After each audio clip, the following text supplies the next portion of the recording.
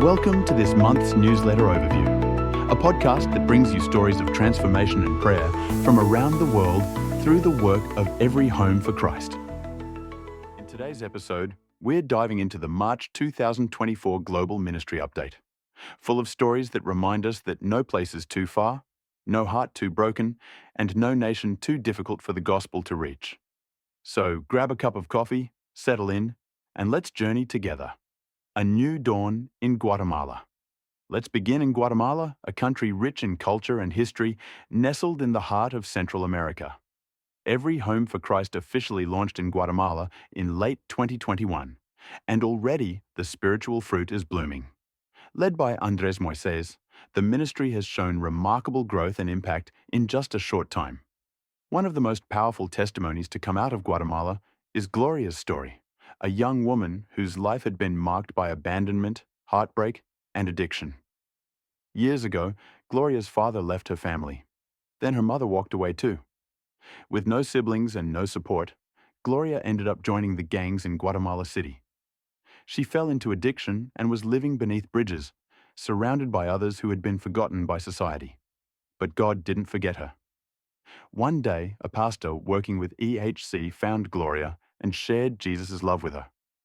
Gloria told him, "If I see that Christ restores my family, then I will serve him." That "if" turned into a miracle. This pastor took a gospel booklet titled "The Family in Crisis" and set out to find Gloria's estranged parents. After many visits and prayerful conversations, they reconciled.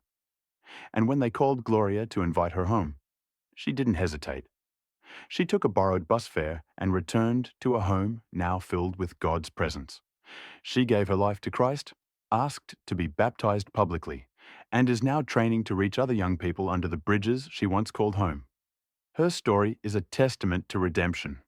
One life restored becomes a light for many more. A legacy of prayer and purpose.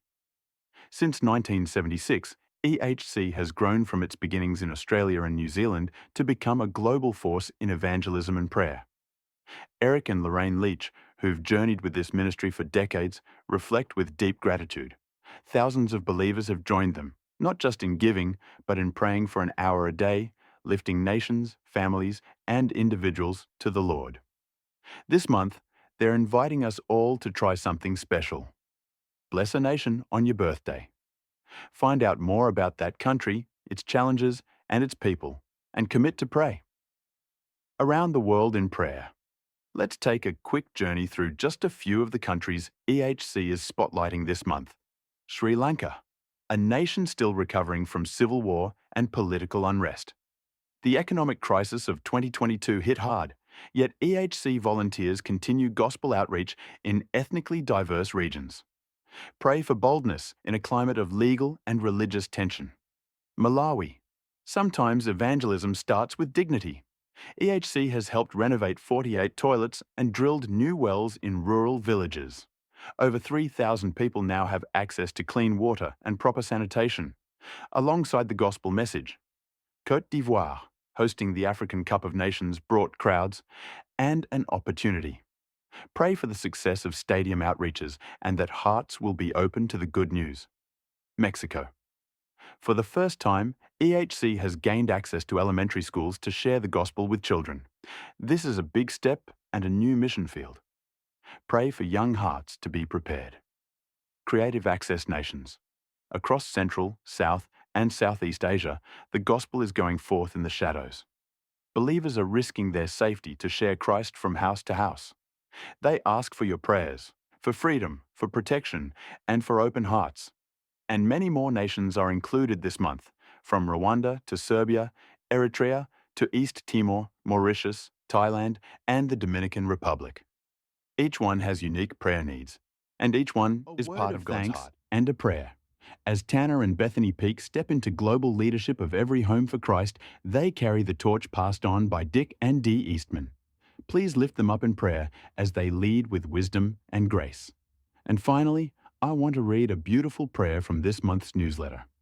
It was written by Dave Butts, and it reflects a heart full of thankfulness. My Father, I come before you with my heart absolutely filled with gratitude.